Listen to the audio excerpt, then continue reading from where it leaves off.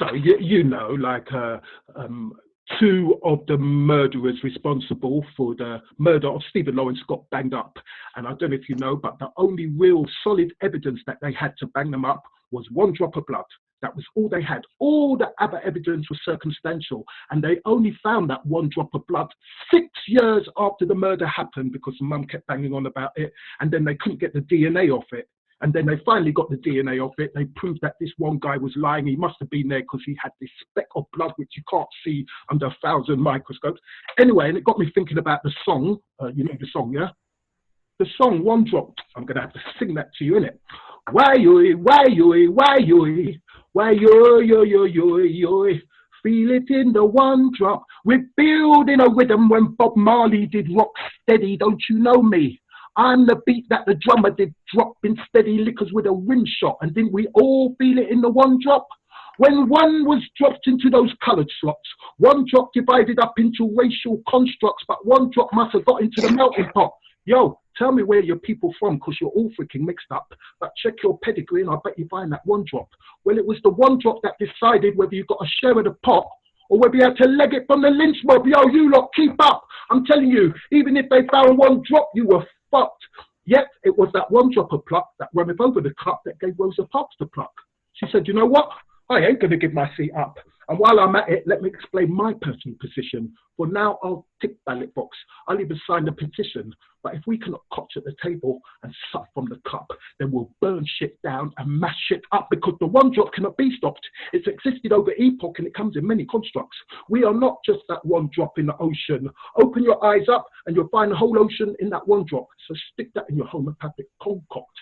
And nowadays I've been immortalized, or popularized by medicine, media, DNA, CSI. And you want to know why? Well, it takes a little while to unlock my mystery, but every time they spot me, I make history. So, you know what? When they lunged up at the bus stop, that modern day lynch mob, probably all self-medicated, you know, shored up, definitely premeditated because they were tooled up. And you know the upshot. Run, Stephen, come on, keep up. If they catch us, we're fit as fuck. My boy ran 200 yards until he stopped, until he dropped, bleeding profusely from 2 fatal cuts, which dumbass cops never even tried to stop and apply a little first aid balm. And you saw in the boys' newspaper the Photoshop of a mother, face palm, and a dad with his hands over his head tops. Yo, boss! How you gonna clean this shit up? Not with 1,000 mops. Police investigation? You what? It was a cock-up that a crooked cop had been paid to obstruct. I mean, the examinations did reveal one drop. One drop ain't so easy to spot, but you know what? The fucks, they just gave up, locked shit up in the evidence box to mould and rot, leaving those little fascist fucks free as Scott, bowling round the manor like they was a top notch. Just watch. In her grief and despair, she called on me, the one drop, and we made a pact then and there that we'd never give up. As long as her veins held one drop, she was going to keep bringing it up, and Stephen was not going to get forgot.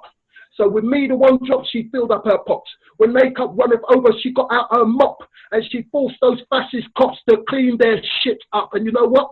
Things actually rearranged. Laws had to change. That racist institution was named and shamed. And when science finally caught up with me, the one drop, that's when it all came on top. I was the one drop that made the lies stop, and at least 2 of those little fascist fucks are banged up. And I know nowadays prison is kind of cushy, but for the next 15 years, they ain't going to get no pussy, because that type of thing just ain't allowed in prison. And there may come a time when we can forgive them, but that time ain't right now. So you know what? Fuck them. And I think whenever Stephen is brought up, and I think about what it has taught us, it's the same old cliche said in so many better ways: you never give up. And when your ass is down in the fire, we'll call them that one drop, and you know what? You'll find a reservoir. They made the world so hard. Every clap, bitches. Thank you. Thank you, Errol.